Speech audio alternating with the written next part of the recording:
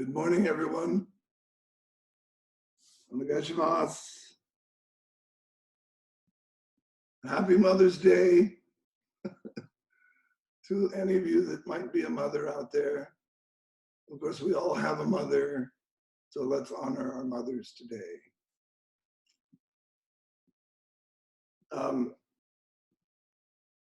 I'm going to read in the way of Shochu this morning, Keith saying, I'm going to read you again Tohei Sensei's 4 basic principles to unify mind and body.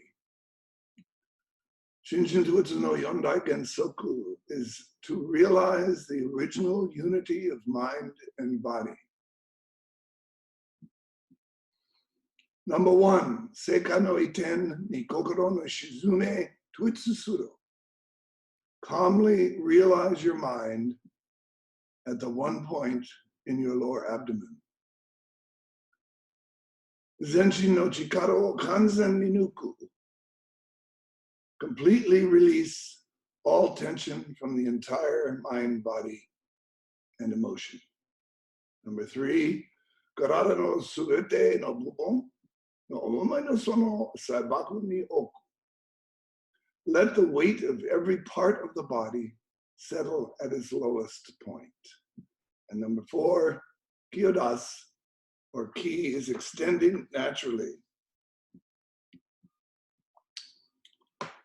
Suzuki Sensei, my teacher here on Maui, used to repeat to us very often, in a beginner's mind, there are many possibilities. In an expert's mind, there are few. So probably everybody knows this saying, and Suzuki Sensei did not invent it. In fact, another Suzuki Roshi, used to say, in the beginning, when you come to practice, you have beginner's mind. Once you have practiced for some time, you become an expert. And then, if you're very fortunate, someday you come to beginner's mind once again. So, what's that mean? You know, everybody knows this, yeah? So why is it that when we're a beginner, we yearn so much to become an expert? Well, we spend all of our time studying and practicing with the goal of becoming an expert. And most people, once they become expert, stay that way for the balance of their lives. But once in a while, someone has some kind of realization or awakening or understanding that comes about at some point in their expert life. And they move forward into the second level of beginner's mind. What is that second level of beginner's mind? I think this is very important to understand.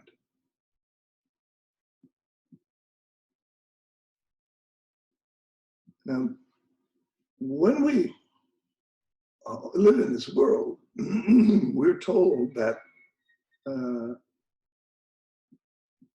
be an expert at something is to know a lot about whatever it is. I'm a highly educated person. I'm 75 years old, almost 76. So I know a lot of stuff about a lot of stuff, right? But I don't know anything about the most important thing, which is what's going to happen in the next moment of my life.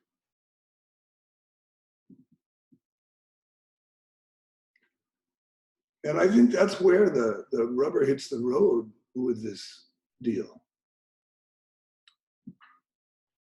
At some point in an expert's life, you look around and realize that for all practical purposes, you haven't learned anything about what's happening in this moment. You know a lot about stuff. You can describe it. You can teach it. You can write a book about it. You can share it with other people. But the actual experience of it can only happen when your mind is completely free and open in the moment. And this is what we call the beginner's mind, the second level of beginner's mind.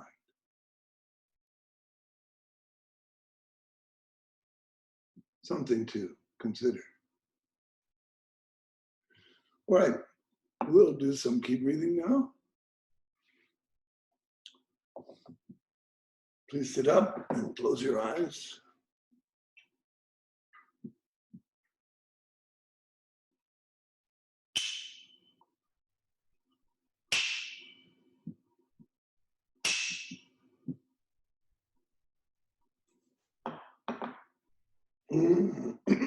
Well, all right.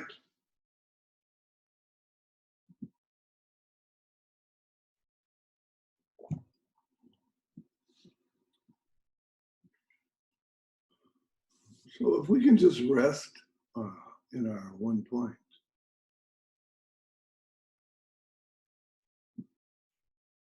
Then it's natural that we're relaxed. It's natural that we're calm. And we can feel we say key movement, it's the activity of key. It's, key is everything there is. So everything that comes about by virtue of this moving, dancing, singing sort of feeling in you. Everything that arises through this phenomenon. So if we don't have to know ahead of time. That's what I was talking about, what's going to happen. Well, we can't know what's going to happen. We don't have to know because this is plenty, because we're in it. And it's having its way with us. So this is very important to sit with this, sit in this, and just enjoy the feeling. Now this is what Suzuki Roshi called a beginner's mind, a mind of infinite possibility, because we don't look at the world through a screen of what happened in the past. When we meet somebody, we see something fresh and new and unknown. We don't carry the judgment, the remembrance of the history of whatever happened before, good or bad. It doesn't matter. You don't know. This guy, Bertrand Russell, I think it was, used to say, only my tailor knows me well, because every time he sees me, he has to take my measurement over again. I guess Momona getting bigger, So this is true. Most people don't take the measure of what they come upon in every moment afresh, new.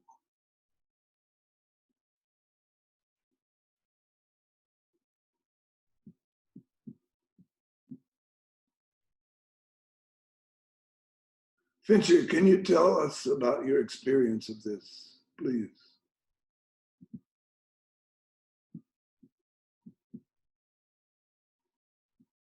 Thank you, Sensei. Well, it seems to be, does seem to be a bit different every time I sit. And I've been wondering why that doesn't so much carry into the day. Why is it easier to do when I'm sitting than when I go to work or go to the store, why is it that we revert back to looking through the lens?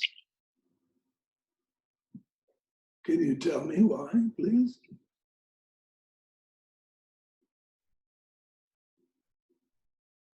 It must be just habit.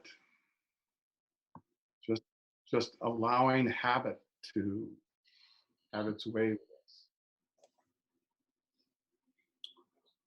Well, you sit for a reason in the morning, right?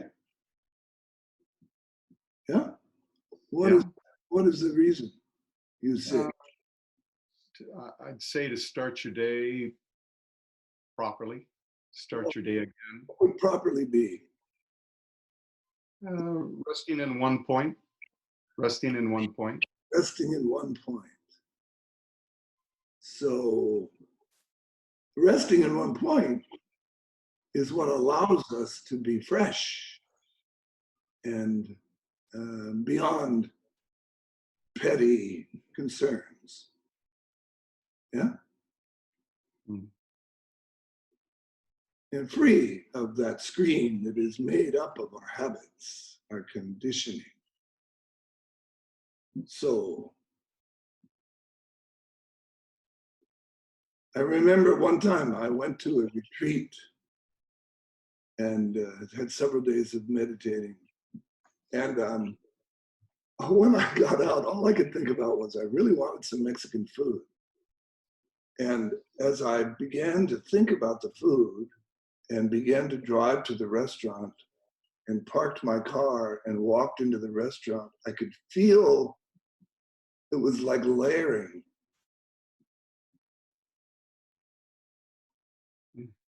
Went back on top of me. And I began to see everything the way I'd seen it before. Mm-hmm.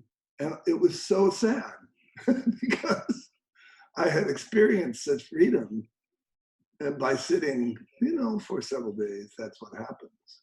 You can get very, very deeply into being free of those petty judgments, free of your own history. You can become a chaste virgin again. You can retain, somehow find a sense of innocence. Yeah. And of course, it's possible to carry that on throughout your day. But you can't drag it with you. It has to be freshly discovered in every moment. That's the key.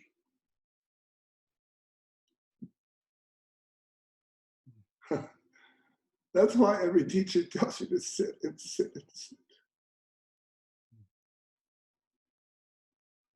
Thank you, Sensei. So, can someone else say something, please? Glenn Young, speak to us. Hi, Sensei. Thank you. Hello. I had the first third of the meditation. I felt calm and settled, and then a story popped into my head that it was just this past experience, and it just distracted me. It